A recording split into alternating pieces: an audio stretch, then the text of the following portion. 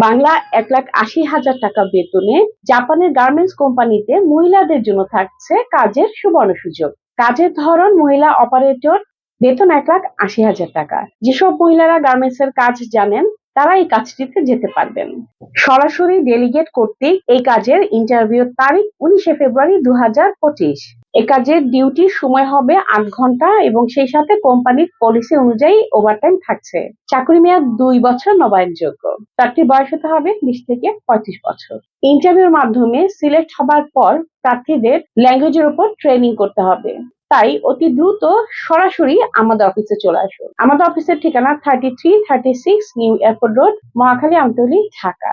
এছাড়া বিস্তারিত আরো জানতে আজই কল করুন 01958107042, 01958107044 এবং 01958107045 নাম্বারে। Thank you.